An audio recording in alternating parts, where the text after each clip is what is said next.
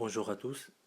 Aujourd'hui, nous allons traiter un sujet très particulier puisque nous allons parler d'un phénomène que nous côtoyons presque quotidiennement.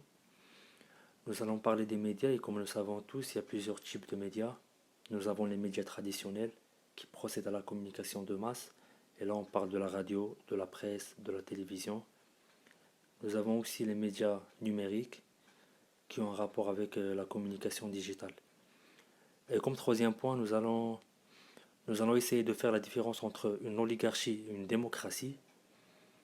Et au quatrième point, on va essayer de montrer le processus auquel procèdent les médias pour essayer de manipuler l'opinion. Alors, il faut comprendre que la télévision, la radio et la presse, ce sont des médias unidirectionnels, alors que Internet est multidirectionnel. Et ces médias traditionnels, comme la télévision, la radio, ils sont maîtrisés par un petit nombre de personnes soigneusement sélectionnées par les oligarchies politiques et financières afin de délivrer des programmes qui servent leurs intérêts. Et c'est ce qui fait que l'opinion du citoyen est souvent formatée, maîtrisée et même contrôlée parfois. Et à l'inverse, sur Internet, tous les intellectuels, les philosophes et journalistes, ils peuvent s'exprimer et partager leurs analyses personnelles d'une manière très libre. Et là, le citoyen, il peut librement choisir ses sources d'information. Il peut même partager ses opinions et donc débattre de ses opinions. Et donc là, l'oligarchie, pour maîtriser la liberté d'Internet, elle crée une fausse opposition sous la forme des médias qui semblent subversifs. Et là, on va prendre un exemple très connu, on va parler de, par exemple, Chouf TV au Maroc, ou encore Mediapart en France.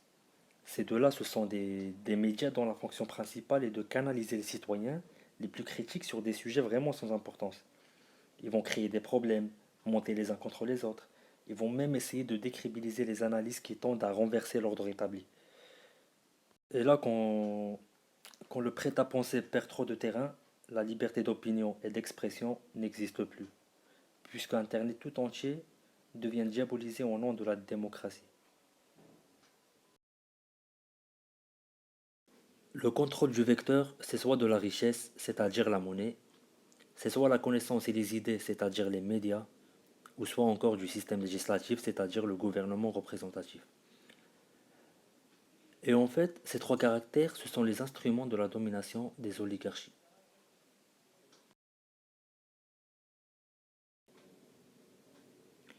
Et d'après plusieurs penseurs démocrates, ils disent que pour le monde de demain soit meilleur, on doit tous faire la promotion de trois changements décisifs. Alors, le premier changement, c'est remettre la création monétaire au service de l'intérêt général.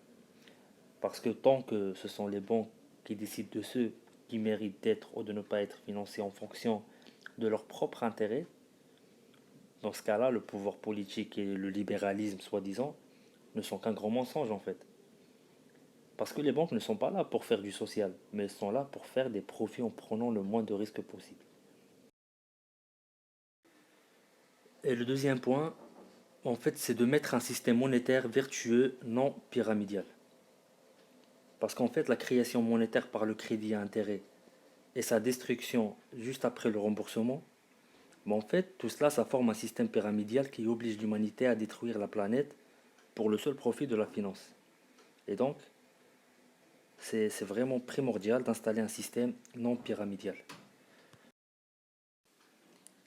Et le troisième point, ce serait d'instaurer un système politique réellement démocratique. Parce que seule une véritable démocratie permettra de garantir que les deux premiers points seront durablement défendus. Ces trois points sont intimement liés. Sans une monnaie réellement publique, le cartel bancaire aura toujours la capacité de faire plier les gouvernements et changer les institutions. Par contre, un régime réellement démocratique, où c'est le peuple qui vote les lois, ça permettra à la nation de s'opposer à toutes les privatisations de monnaie.